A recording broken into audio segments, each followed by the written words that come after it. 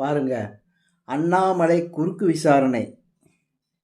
திரு TR. Balu அவர்களை அண்ணாமலை கோர்ட்டில் குறுக்கு விசாரணை செய்தார் அப்படிங்கிற நியூஸ் வருது. ஒரு அரசியல்வாதியை இன்னொரு எதிர்க்கட்சியை சேர்ந்த ஒரு அரசியல்வாதி குறுக்கு விசாரணை கோர்ட்டில் குறுக்கு விசாரணைங்கிறது செய்வதுங்கிறது எனக்கு தெரிஞ்சு இதுதான் ஃபஸ்ட் டைம். இது வரைக்கும் இதுக்கு முதல்ல யாராவது செய்திருக்காங்களான்னு தெரியாது இந்த மாதிரி. ஆனால் எனக்கு தெரிஞ்சு ஒரு அரசியல்வாதியை எதிர்க்கட்சியை சேர்ந்த ஒரு அரசியல்வாதியே குறுக்கு விசாரணை செய்வது இதுதான் முதல் முறை.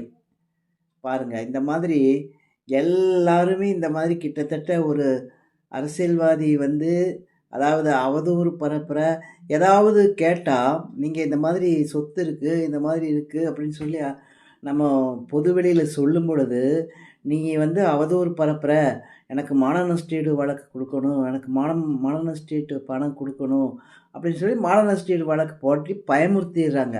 அப்போ யாருமே பேச மாட்டாங்க. அவன் என்ன கொள்ளையடித்தாலும் என்ன செய்தாலும் எப்படி செய்தாலும் யாரும் கேட்க மாட்டாங்க. அப்போது இந்த மாதிரி எனக்கு மான நஷ்ட வழக்கு 1 கோடி 2 கோடின்னு சொன்னாலே எல்லாம் ஒதுங்கிடுவாங்க. நமக்கு எதுக்கு வம்புன்னு சொல்லி அரசியல்வாதிகளே, எதிர்க்கட்சி அரசியல்வாதிகளே ஒன்றுமே பேச மாட்டாங்க. ஆனால் அண்ணாமலை கையில் ஆதாரத்தை வச்சிருக்கிறதுனால தைரியமாக அவர் அதுக்கு சரி சொல்லி கோர்ட்டில் சந்திக்கலாம் அப்படின்னு சொல்லி இப்போ கோர்ட்டில் அந்த விசாரணை நடந்துட்டு இருக்குது. அவரே குறுக்கு விசாரணையும் செய்திருக்காரு. இப்போ இந்த மாதிரியெல்லாம் செய்யும் பொழுது தான் இந்த ஊழல் அமைச்சர்களாகட்டும், ஊழல் கட்சிக்காரர்களாகட்டும் ஒரு பயம் இருக்கும்.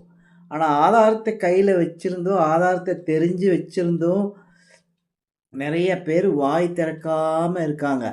அதனால தான் நிறைய கொள்ளை அடிக்கிறதும், நிறைய ஊழல் செய்கிறதும், லஞ்ச லாவணி பெருகிட்டே போகுது. அதுக்கு தான் பாரதியாரே சொன்னார், சிறுமை கண்டு பொங்குவோம் அப்படின்னு சொன்னார்.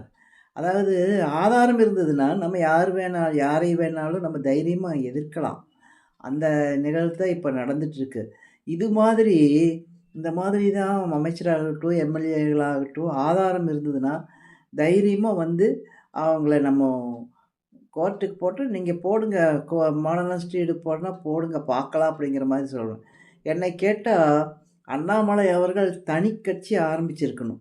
தனி கட்சி ஆரம்பித்து இந்த மாதிரி ஊழல்வாதிகளையோ எந்த கட்சியை சேர்ந்தவங்களாக இருந்தாலும் அவங்கள கோர்ட்டில் நிறுத்தி இந்த மாதிரி பண்ணும்போது தான் அந்த உண்மையான ஒரு மக்களுக்கு நன்மை கிடைக்கிற வாய்ப்பு கிடைக்கும். அது மாதிரி செஞ்சுருக்கணும்.